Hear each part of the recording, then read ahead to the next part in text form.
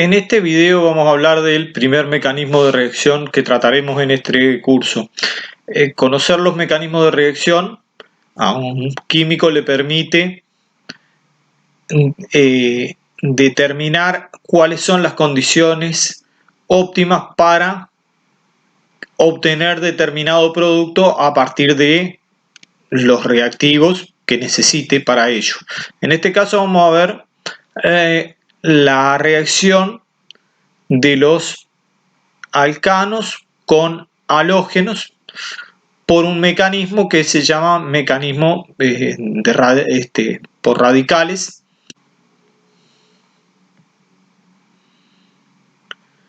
En este mecanismo se necesita la presencia de luz solar o energía para que se efectúe la reacción. Vamos a ejemplificarlo con la reacción del metano con dicloro. Por acción de la luz, la molécula de dicloro se rompe de forma homolítica, es decir, que el enlace entre los dos átomos de cloro se rompe de tal manera que un electrón se dirige hacia cada uno de los átomos, formándose un radical. La flecha, la media flecha, indica que justamente es una ruptura homolítica. Un radical es una especie que tiene un electrón desapareado y por eso es bastante inestable. En sí es un átomo, tiene un átomo de cloro, tiene 7 electrones de valencia, por lo tanto tiene un electrón desapareado. Como es muy reactivo, puede reaccionar si se encuentra en presencia de metano, sustrayendo un electrón del metano. Para que esto ocurra, se produce una ruptura homolítica en la molécula de metano, separándose el hidrógeno del grupo metilo, formándose también un cloruro de hidrógeno y un radical metilo que también es muy reactivo porque tiene un electrón desapareado en el carbono. Ese radical metilo puede reaccionar con otra molécula de dicloro, dando lugar a la formación de cloruro de metilo y otro radical cloro que puede continuar la reacción en cadena. Aclaro que en ese caso también se rompe la molécula de dicloro de forma homolítica. Y bueno, y eso sigue sucesivamente, salvo que ocurran algunos de estos 3 posibles casos. Que 2 radicales metilo se unan entre sí y forman una molécula de dicloro, que dos radicales cloro reaccionen y forman una molécula de dicloro, que 2 radicales metilo reaccionen y formen una molécula de etano, o que se forme cloruro de metilo, pero a partir de la reacción de cloro como radical con radical metilo. Estos pasos se llaman de terminación porque ahí se corta la cadena. En cambio acá se llaman de propagación porque se continúa la cadena de la reacción. Cuando ocurre la reacción, en realidad algunas moléculas sufren un proceso, otras otro. Acá vemos el diagrama energético de esta reacción. En esta reacción, la primera etapa es la que requiere mayor energía de activación porque se tiene que formar un radical metilo que es una especie poco estable. Ese radical metilo luego se une con un átomo de cloro reaccionando con una molécula de cloro, ahí se forma un radical cloro también, pero esta etapa requiere menos energía. Por lo tanto, la etapa primera es la etapa determinante de la velocidad de reacción porque es la etapa más lenta. ¿Por qué? Porque requiere mayor energía. Si queremos usar esta reacción para obtener determinados productos y hacemos reaccionar alcanos de cadena más larga, lo que ocurre es que tenemos algunas dificultades. ¿Cuáles son estas? Por un lado se forman mezclas de isómeros porque se puede unir en distintos lugares el halógeno, en este caso el cloro. Por otra parte, siempre se forman más de algunos isómeros que de otros, ya vamos a ver por qué. Y además de eso, en un mismo átomo de carbono se pueden unir en un mismo átomo de carbono se pueden unir varios átomos del halógeno, sea cloro o sea otro. Vamos a ver lo que decíamos al principio de que se forma preferentemente uno más que otro. Veamos en el caso de la reacción del butano con dicloro. Uno esperaría que se formara mayor cantidad de 1-clorobutano, un 60% y un 40% de 2-clorobutano. ¿Por qué razón? Porque en los extremos de la cadena hay 6 átomos de hidrógeno para ser sustituido y en el medio de la cadena hay 4 átomos de hidrógeno. Entonces eso da una proporción de 60 a 40.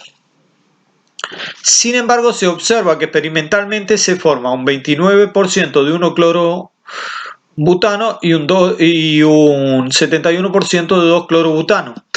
O sea, se forma en una proporción inversa a lo que pensábamos. Se forma más cantidad del que nosotros pensábamos que se iba a formar menos. ¿Por qué ocurre esto? Esto se explica por la estabilidad de los radicales alquilo. Cuanto más átomos de carbono tenga unido el carbono que forma el radical, el que tiene el electrón desapareado, más estable es. Por esa razón, el menos estable es el metilo, que no tiene ninguno. Si lo comparo con un radical primario, es un poco más estable que el metilo.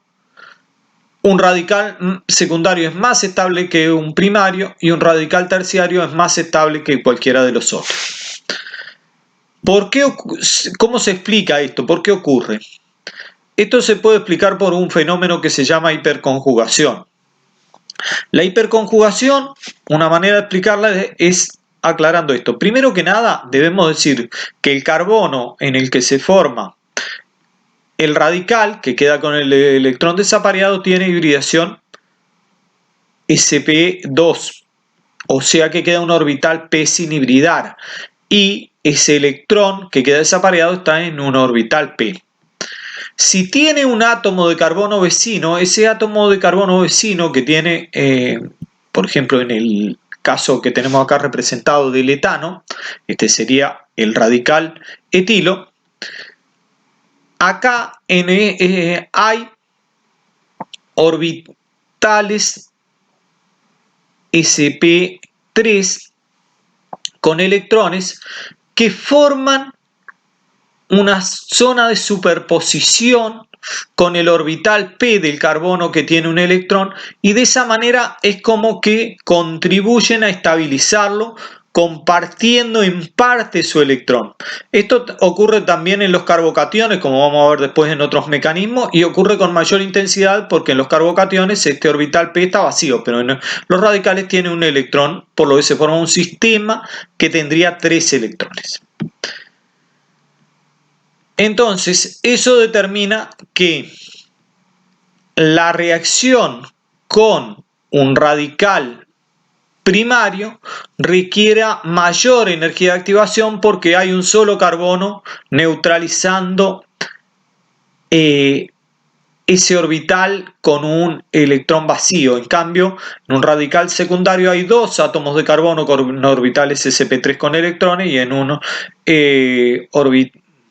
un radical terciario hay 3 átomos de carbono que pueden aportar sus electrones que se encuentran en orbitales sp3. Por eso esta estabilidad, acá está representado con celeste el radical primario, con verde el secundario, con rosado el terciario, y se ve que el primario tiene mayor energía de activación en cada una de las etapas, el secundario tiene un poco menos y el terciario es el que tiene menos, y por eso la reacción se da más rápido y por eso se puede formar mayor cantidad. Si comparamos los distintos halógenos, se puede observar que a medida que descendemos por la tabla periódica, disminuye la reactividad, pero aumenta la especificidad. ¿Especificidad en cuanto a qué? A que con el bromo, por ejemplo, todos los bromos que participan en esta reacción se unen en un carbono terciario, casi todos, más de un 99%. Voy a aclarar algo que no dije al principio. Estas letras HNU indican que esta reacción se produce, como decíamos, por acción de la luz o energía en forma de calor, pero principalmente luz. Acuérdense ustedes que en la ecuación de Planck la energía se puede calcular H por la frecuencia, nu es la frecuencia. Para confirmar el tema de que la reacción ocurre más rápido con cloro que con bromo, podemos mirar estas gráficas y podemos verlo mejor en la siguiente diapositiva, en la que podemos ver la energía relativa intercambiada en los procesos, el calor intercambiado a presión constante, es decir, el delta H. La reacción con cloro del metano con flúor, perdón, es muy exotérmica. En realidad es una reacción prácticamente explosiva.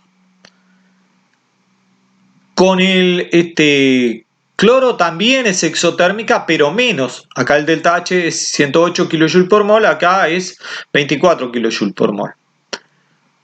Con el bromo también es exotérmica, pero muy poquito, 8. Y con el iodo es endotérmica, es decir, que hay que suministrarle energía. Esto nos da una idea de que es más fácil que la reacción se produzca